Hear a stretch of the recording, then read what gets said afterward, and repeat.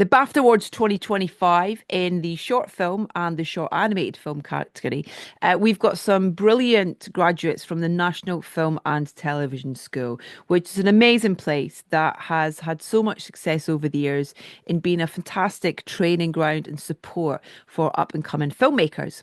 So I wanted to meet some of this year's students who are celebrating their BAFTA nominated films.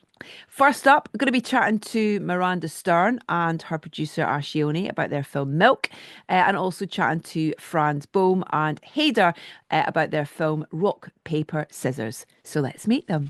Ashioni, Miranda, Franz, and Hader, it's great to have you. And first of all, huge congratulations on your success of the connection that your films and your storytelling has had with your BAFTA nominations. Yeah. Yeah. Yeah.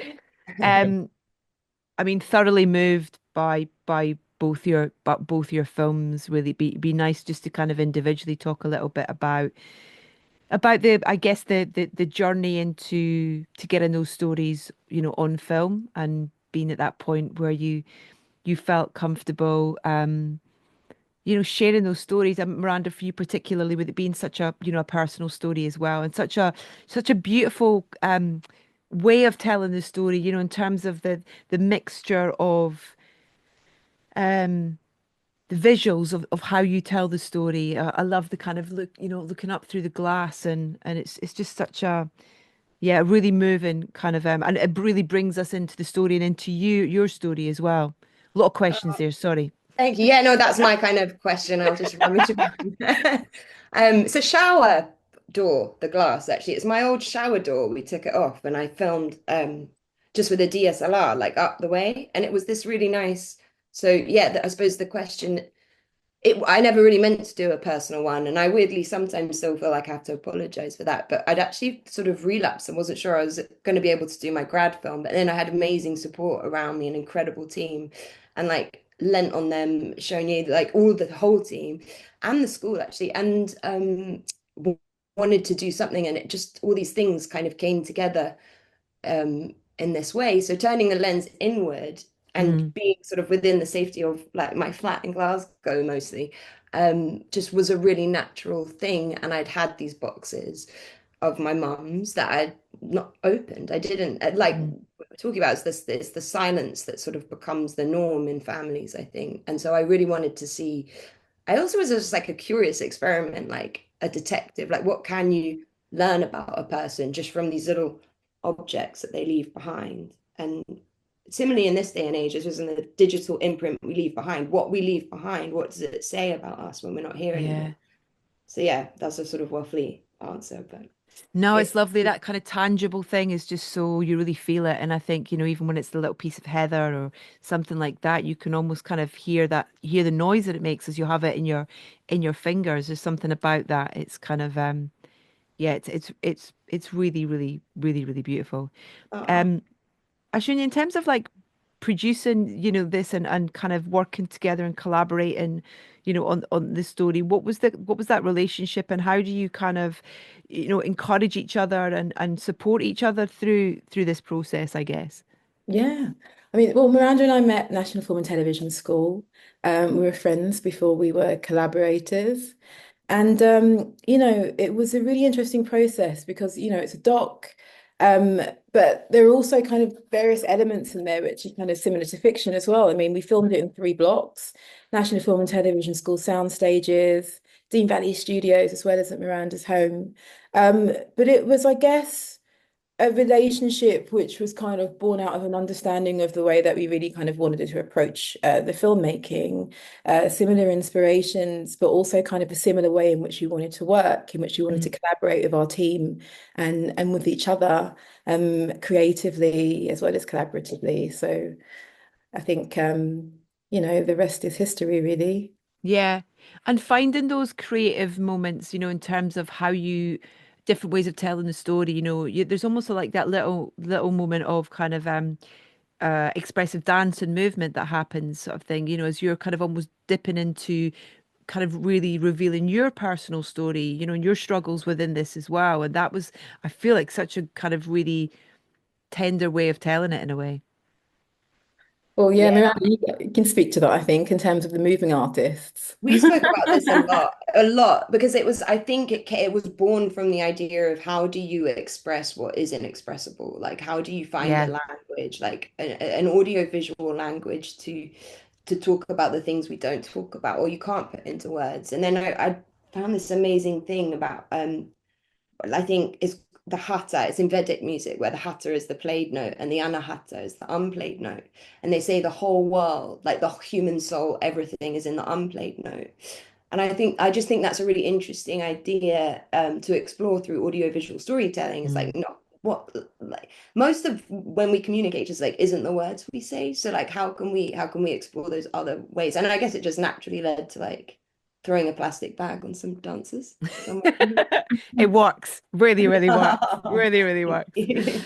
Hayden, Franz, I wanted to bring you and talk about rock, paper, scissors. I mean, it's that kind of the it's so powerful because the realization this happened to this young man and this is a true story. How did you come about discovering the story first of all, and then I guess that journey to writing the script and how you would end up shooting it and who with as well?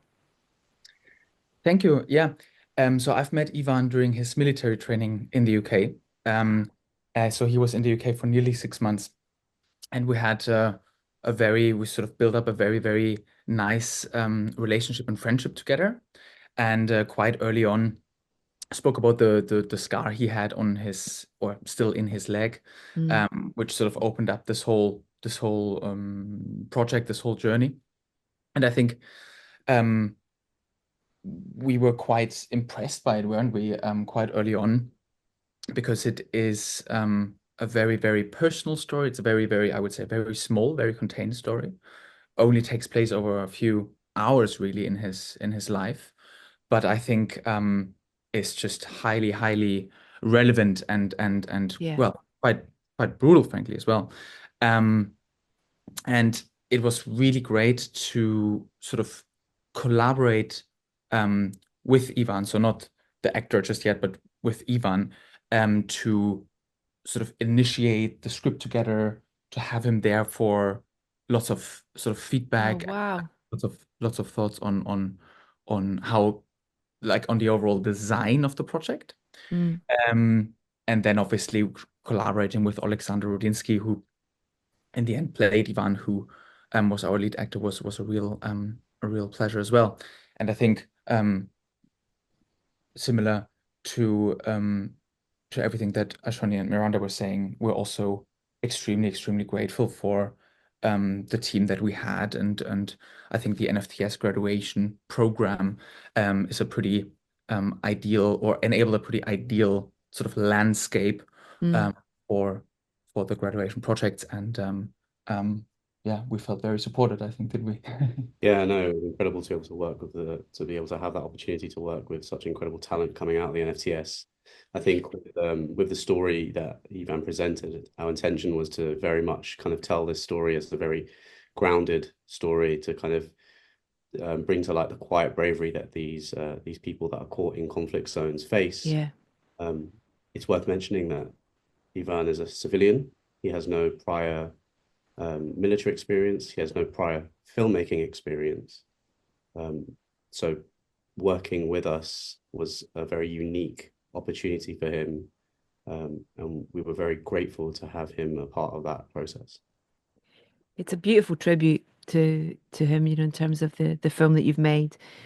In terms of the logistics and what the story warrants, both in terms of where you shot it and stuff, but the idea that it's in an area of a war zone, and how you wanted to represent that, to what levels and to kind of what extremes, in terms of, because that's the kind of beautiful thing about the way that you tell the story is we find ourselves to start with in this bunker. And it's almost joyful. It's almost kind of, it's loving, it's caring, and then as we see the kind of bigger picture outside of that bunker, the realization hits home very, very quickly.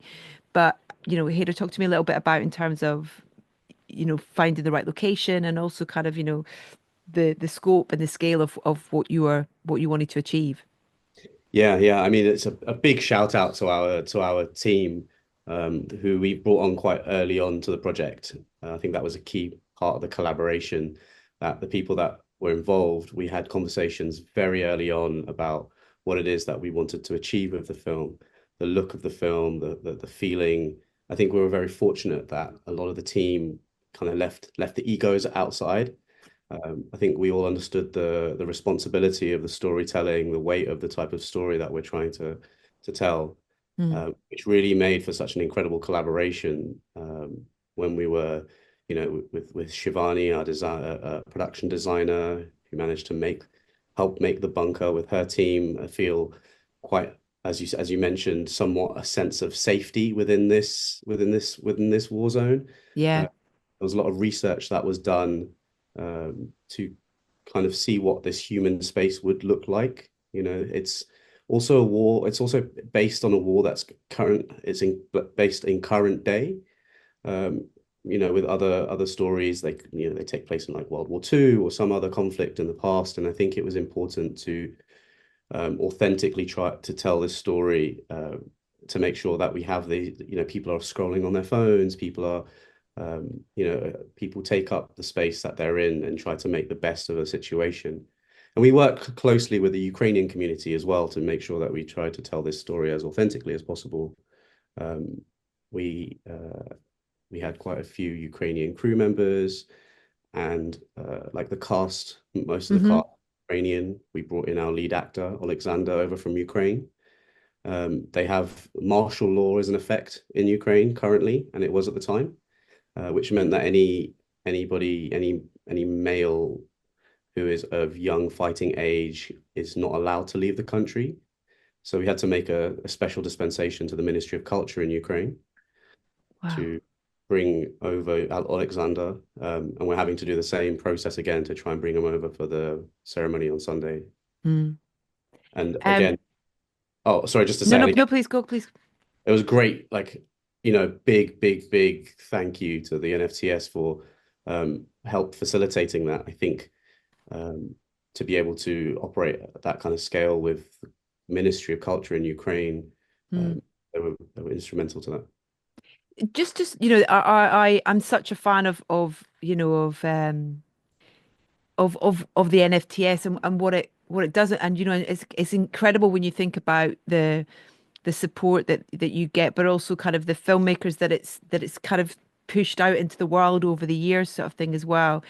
Do you mind just kind of giving for people who are maybe listening or watching who don't really kind of know what it is and what they provide and going, how do I do that kind of thing? Kind of a little bit about your journey or and what it's meant to you and the support that you've had. Miranda, I don't know if you want to start or Oh, wow, yeah. I'm not someone who thought I could be a filmmaker. So I was in like active addiction very not that long ago. And then when it came and I've had support from the school and from elsewhere. So I guess one of the things, and I know Shani speaks to this so well, is that like I think there's a lot of people that don't know support is out there. yeah, So if you're thinking, I know actually she'll speak to it better, but like that it's also just reminding people that like we really need storytellers from everywhere, from all walks of life. And if you there's no reason you can't do it too, I suppose. yeah. Would be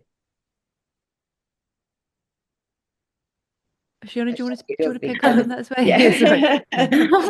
Yeah. I think, obviously people that will, when we sort of on the festival circuit or when you're out and you're speaking about films, you'll often have people that come and speak to you afterwards and they ask, well, how can I do it? And should I even bother applying?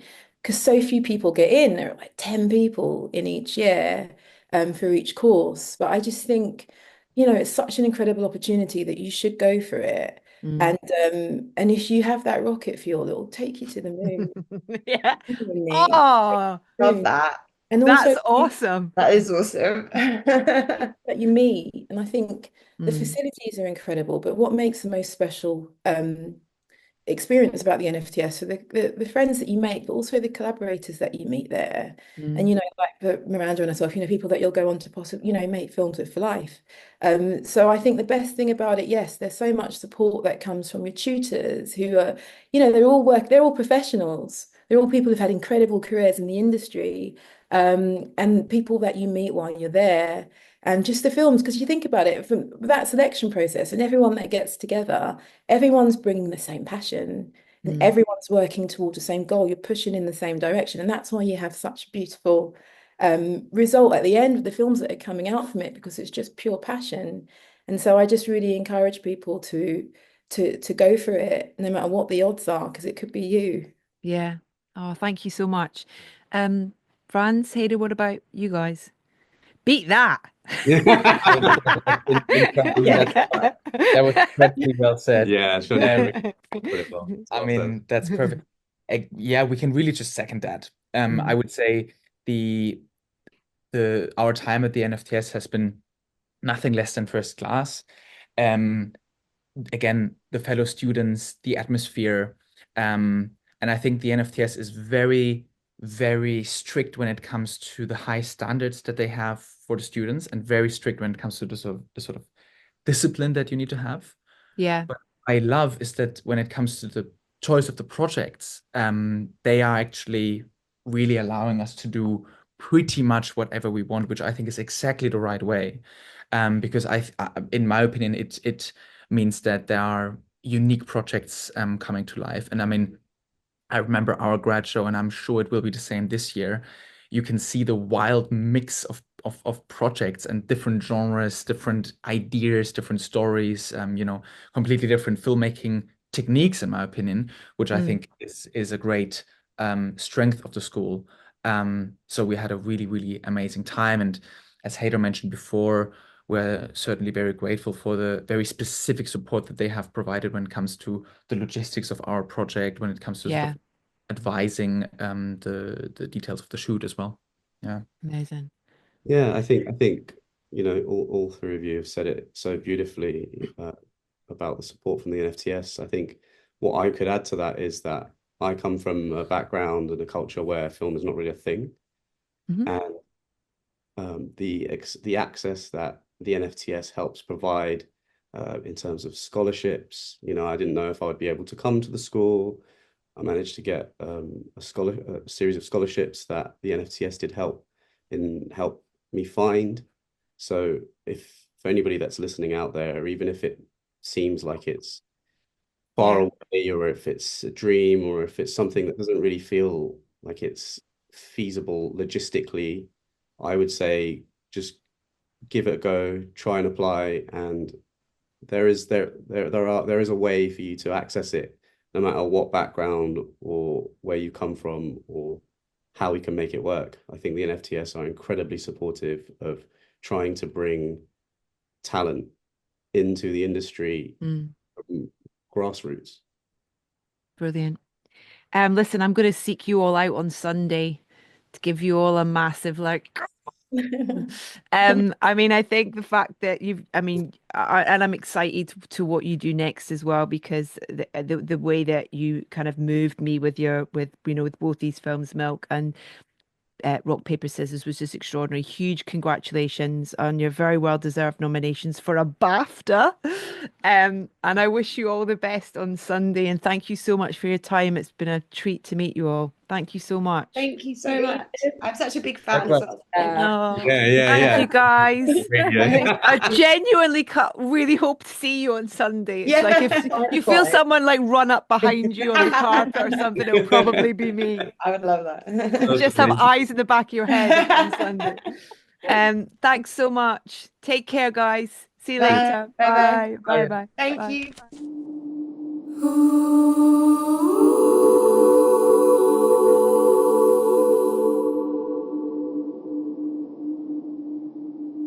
I used to call heroin mother's milk. Opioids stimulate the same part of the brain as when we're held by our primary caregivers as babies. The same receptors as when you held me, Sarah. So heroin literally feels like love. That's why it's so deadly.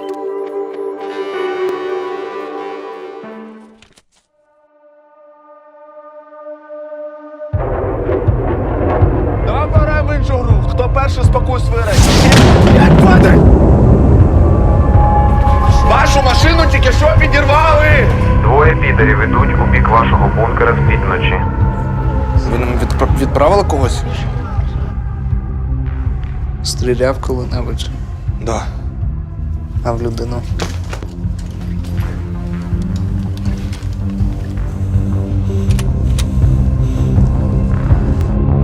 Їх тут до хіра. Їх тут до хіра, що мені робити?